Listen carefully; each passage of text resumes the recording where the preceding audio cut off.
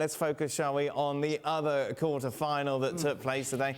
And boy, that delivered as well. Just a reminder, ESPN FC on ESPN Plus is presented by the all-new Honda CR-V Hybrid. Argentina against Netherlands. Easy for Argentina, 2-0 up. You thought that's it. Take the dog for a walk. Everything will be fine. The Dutch, though, would get themselves back into it pretty much with the last kick of the 90 minutes. They would equalise to make it 2-2. Goes to extra time. But in the end, it's Argentina who advance on penalties. Let's take a look at the celebrations. This with the Argentinian fans. Once Ladro Martinez scores, that penalty that sees them through, I'm sure scenes that are replicated right across the country. I imagine somewhat contrasting scenes, though, in Amsterdam. And certainly in the Mario Malchior household. Mario, how are you? Oh man, look, when the game started, we were all like, one side of you believed that you can turn the point because Argentina, we met them so many times. This was our sixth moment, I think. But of course, they're always going to be in the upper hand because they, the greatness of them. But I always thought this test is going to be about mentality, character, and then the tactical side comes. Argentina changed their system a little bit. They played, more like a 5 at the back and then a couple in the middle, and then, Messi and Alvarez up front. And we knew that if we have to play against them, you have to focus. Of course, it's normal. You focus on Messi. How can you stop him? What can you do against him? And then you see how we play against him, and he gets that crucial moment when he gets on the ball, because we focused on when Messi doesn't get the ball, because a lot of people think about, Messi's only dangerous when he gets the ball. But we all know when he walks around, he's even more dangerous sometimes than when he has the ball. And he gets on the ball, makes that turn, and some kids, I know there are so many people in football that try to do the no-look ball. He plays the ball like a no-look ball and put Molina right in. And I'm like, oh my God. The moment that ball gets played, it can only be, and I'm gonna tell you something, look, when we talk about somebody is great, this ball that he assists, that was the greatness. That was why we talk he's so great. I mean, why I would say he's great, because the way he slipped him in, it was the weight of the ball, like the speed of the ball, the way he set him up, and the timing of it, it changed the game. And then we thought it was all over. But then we come back. The way we came back, it was just crazy. And what was funny, because Hernandez, for example, was an Ajax player before. And he knew that how Holland is going to play. They're going to go to the side and bring the balls in. And Weghorst came on and Luc de Jong. So as soon as they came on, he knew the long balls are going to come in. It's classical English style. We play like that because that's our plan B. And I know Van Gaal was going to bring that. But what happened now, when the ball was coming in, Weghorst, he scores his first goal, that header, and then that free kick. They have practice it. I didn't expect him to do that because it was like, 2 minutes or 1 minute before the end? He puts that free kick in, and the guy turns and he puts it, and I'm like, wow, I couldn't believe it. I'm going to be honest with you. My hope was them going up. Up. I almost wanted to come on my chair, and then I got knocked down. So, then after that, the penalties, you can prep, but Argentina, it's the second time they did it again. It's the hope. It's the hope that kills you, Mario. This was such a weird match because not a lot happened, really, until the end. Well, this turned out to be one of the most exciting games for all different reasons in the World Cup so far. But let's be frank about it. For 70 minutes, whatever it was, before those subs come on, the Dutch were poor. Yeah. The Dutch, apart from a little bit in the first half, and Mario touched on Plan B. It was Plan B because Plan A was hopeless. And ultimately, it was nothing more than getting two big, gigantic guys up front and hoofing it up from, and you can look at it any way you want, hoofing it up from every angle in the field out of desperation. And it worked. But I tell you what, the free kick, and I don't want to say the word that I want to use for it. Oh. Why, are you going to be getting into trouble? Yeah. Oh, okay. Oh, showed some incredible... Steel. Fortitude. Bravery. Keep going. Don't use the word that I was thinking about using, because to do it with a semi-final place in the offing, to do it with the clock ticking down, And to do it from such a magnificent position to try and get the free kick, which Berghuis had hit earlier, to pull that off in a World Cup at that stage was arguably the best set piece in my lifetime I've ever seen. The reason it works is because none of us, nobody who's ever played this game at any level would know, would think, would expect that this is going to happen. I'll take it even further. If I were on the field for the Dutch, right, and we decide that this is what we're going to do, and I have the ball in my hand and say, no, we're not doing that. Right. We're not doing that. Right? No, let me take the free kick. It's our last chance. Yes, we're not wasting it on this. Let me take the responsibility, and whatever happens, happens. But we're not going to try to play this thing in, and what if it doesn't work, right? But that's the thought process of people that have been around the game for years. You're not thinking, it wasn't even in my mind, and I don't think it was in anybody's mind, hey, you know what they're going to do here? They're just going to play it short, and they're going to score off of that. It wasn't going to happen. It wasn't in the cards. That's not part of the plan, and yet it was so perfect. That's why it worked. And he had to score. Yes. Yes, that too. It's one thing getting it. It's one thing getting it, and I believe when the ball went to Weghorst, he was actually, well, there was a man came to, I don't know if he was marking him at the time, but he got close to him. But Ali's right. I mean, I'm thinking of it. And he's done it before. Yeah, 2 years ago, there was a video of him doing it at Wolfsburg, which is one thing. Right. But then to do it in the quarter-final of the World Cup. You're 2 minutes away from the World Cup semi-final or going out, and when somebody comes over and said, this is what we're doing. No, we're not doing it. Right, get him off. He's injured. He's got a broken nose. Look, I understand what you both are saying, but when for Gaal, he has said to them before the game so many times, and let me tell you something, guys, you don't change anything. If you would have changed that in the game, oh my God, it would have been crazy things, because that's why he protects you so well, and he set them up to do that. And we play training games like that already, because we have a game, it's called the short game. It's like 3 against 3. It's really intense. And you play similarities like that. You play the striker in and you try to let him drop it off and shoot it in. But so that's why the prep was perfectly. And the setup, I'm not saying it because, of course, now I saw it. So that's why I'm going to say he did it well. But away from that, you cannot change it, guys. You know yourself when you play. There are some tactical movements that we do. We cannot touch that. When the coach says do this, you're going to do it. Well, but the interesting thing is, though, Mario, they were in a similar position, I don't know if it was 5 or 10 minutes before, and they didn't do that. Berghuis went for a strike. It wasn't a bad strike, but it hit the wall. But let me, anyway, whatever. It was absolutely brilliant, and it just made, but let me tell you, Argentina had lost the plot. Yes. Messi himself he was as close as I'd ever seen him, because, and by the way, and we talked about it, I'm not saying he's a bad ref, I just don't like him. Yeah, Mateo Lajos. Lajos, we see it in La Liga most weeks when we cover him. Yeah. It's too much about him. He was booking the bench in the first half. Somebody tell me how many bookings. Nobody knows. We ran 63.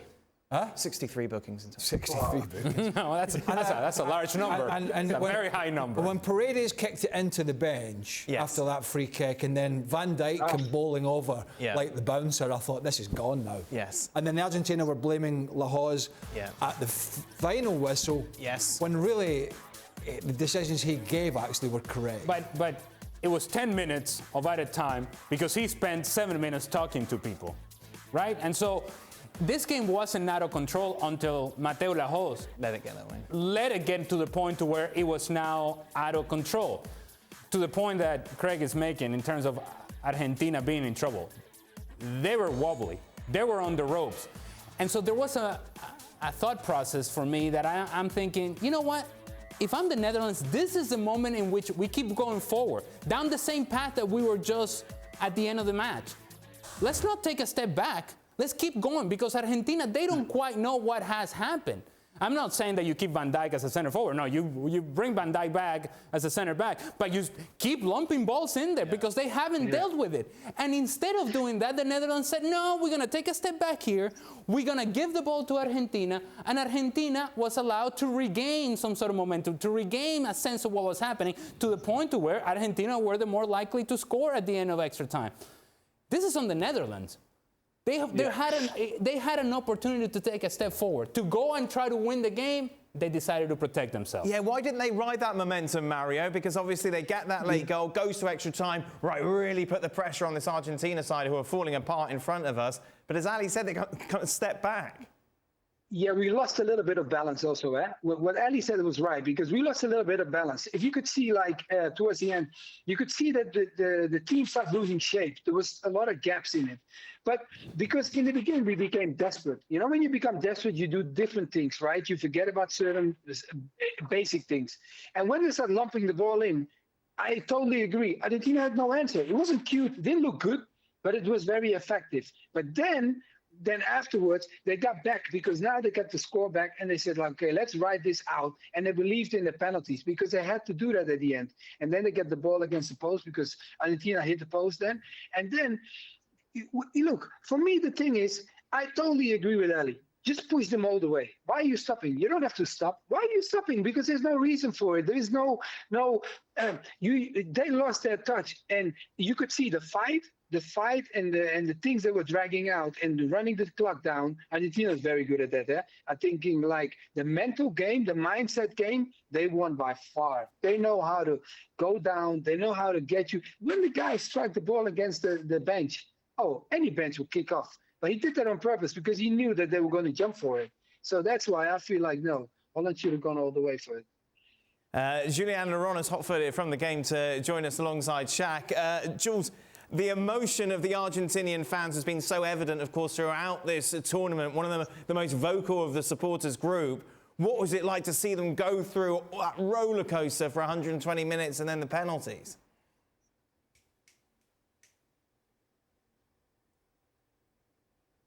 We've lost Jules, I think, I think we've just lost contact with Jules there. Mark calling Austin. Come in, Austin. You're back now. You're back. You're back. Oh, he's back. He's back. It must have been the Mark calling Austin. There you are, you see. Jules, the emotion, obviously, you were at the game of the Argentinian fans. Must have been something to see. It was incredible, really, because, as the boys were saying after that second goal, they dropped so they literally completely. They were so shocked, and so, like, if they'd been knocked out in a boxing match, they were on the ropes. And I think the fact that the Netherlands just stopped playing at the start of extra time, and then the Argentine fans saw that their teams was getting confidence back and getting a lot of the ball, they started believing again.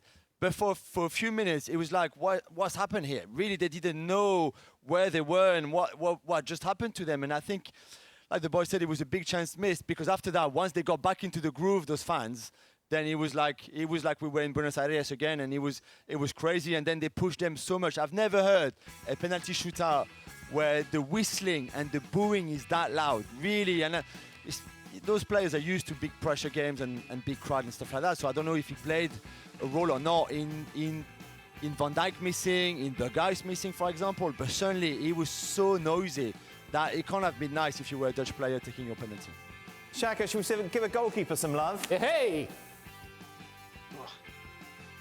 Absolutely. I thought Emiliano Martinez again was outstanding in the penalty shootout.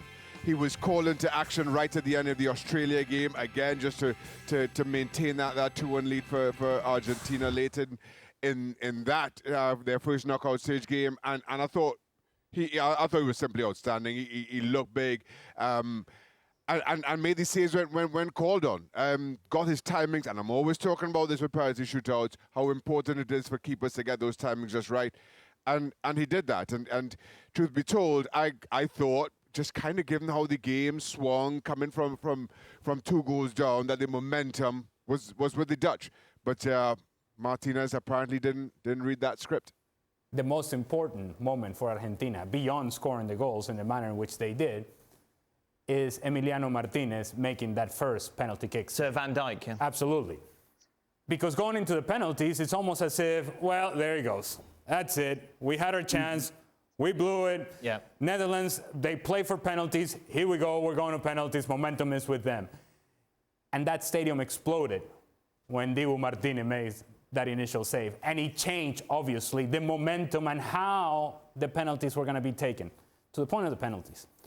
We sat here in this studio and asked the question. It was actually put forth as, should Lionel Messi be taking the penalties for Argentina? Right. Following his miss. This Szczęsny save against Yes. Poland. And we said then, well, nobody else is going to take the penalty. It has to be Lionel Messi.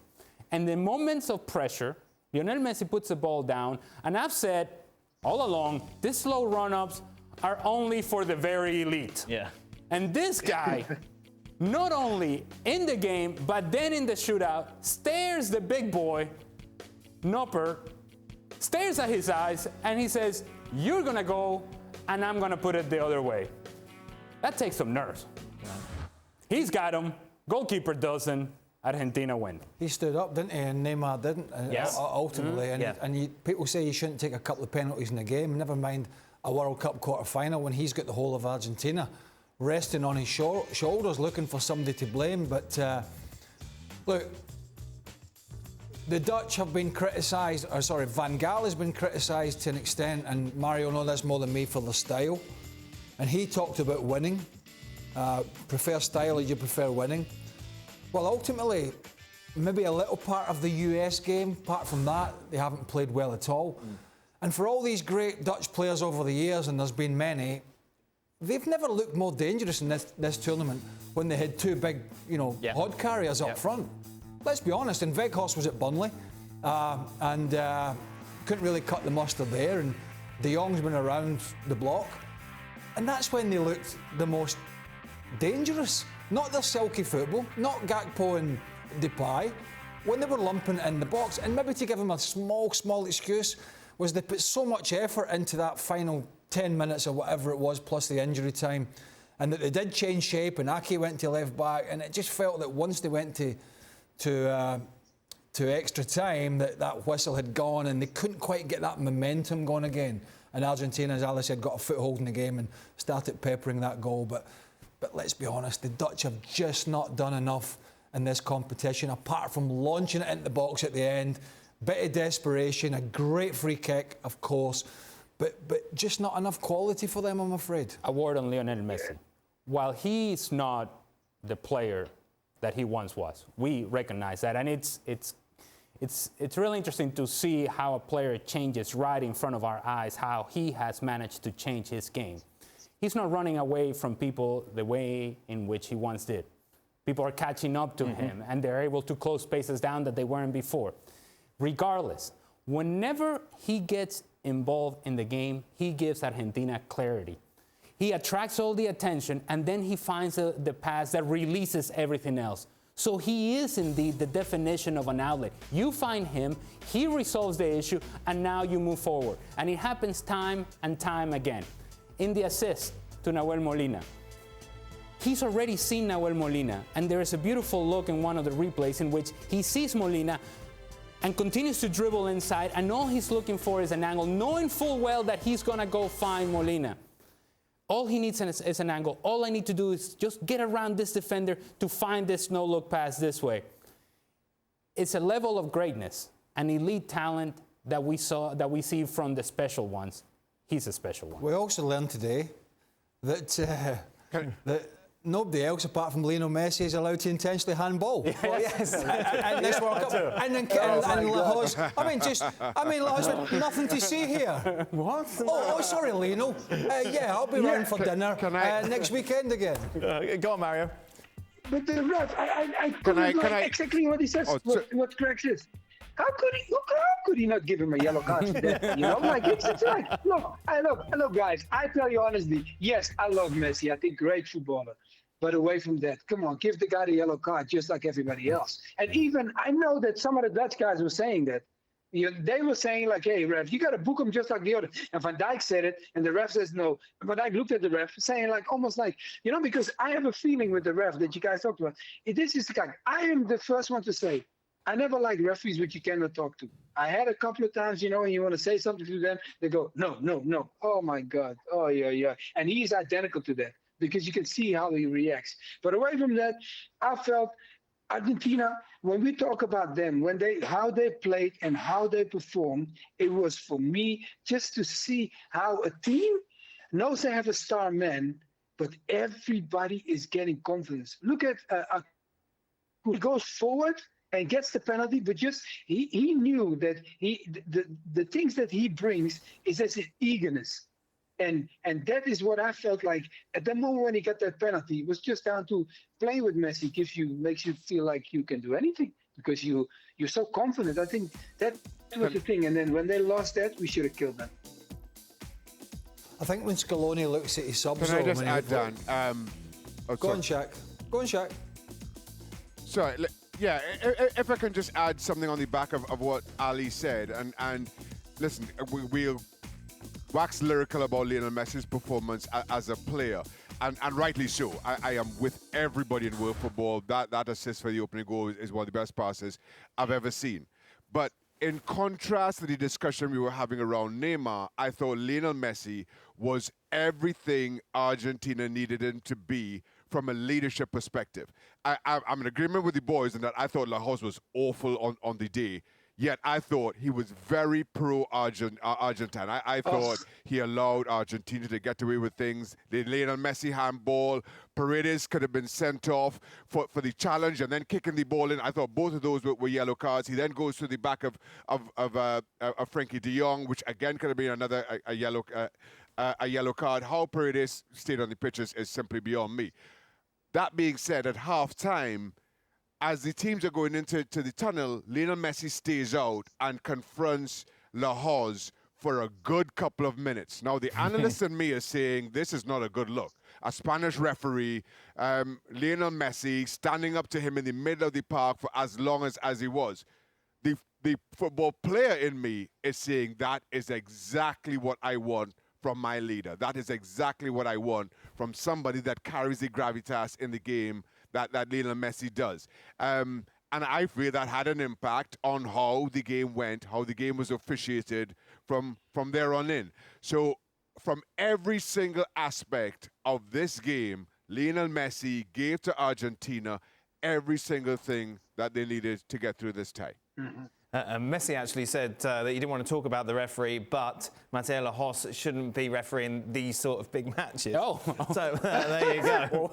Well, he didn't let him off with there's a kick for you. Right, let's get more reaction now. I know Alexis is waiting patiently by as well. She's been mingling with both sets of fans. Should we start with the Argentinian fans? I imagine they're rather happy, Alexis.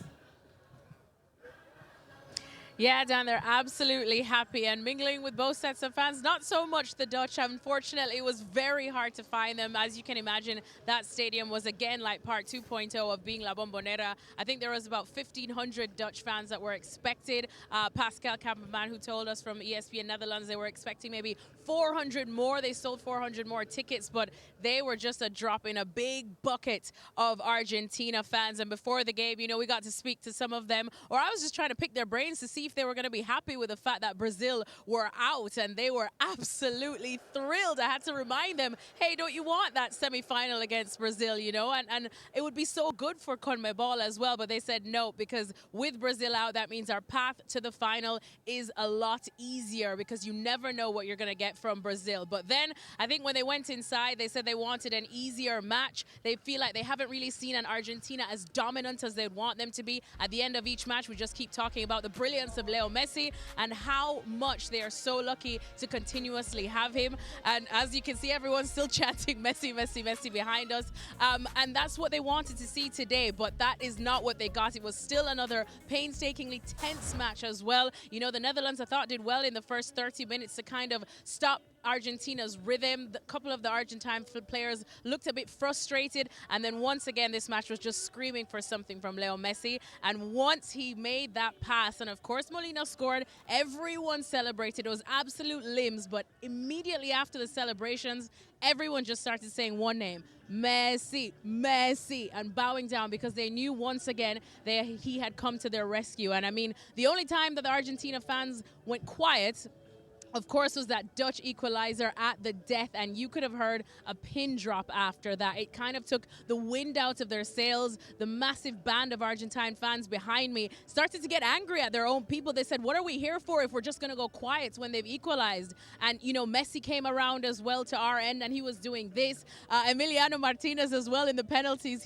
When he saved them, he was going around to the fans and getting them up. But that 12th man has been so special for Argentina. Once again, they feel like they've not not dominated as much as they need to. They're still relying heavily on Messi, kind of as Jules said, France rely on Kylian Mbappe, but at the end of the day, if this is what he's going to do, and so far they've managed to survive, then it truly is a special thing to see this magician at work. And now up against Croatia, a couple of them said they are nervous after what they saw Croatia do to Brazil, but they have all the confidence now that they've surpassed such a massive test and probably already see themselves in that final. Well, thank you very much for watching ESPN on YouTube. For more sports highlights and analysis, be sure to download the ESPN app. And for live streaming, premium content, and let's not forget as well, ESPN FC 7 days a week. Subscribe to ESPN+.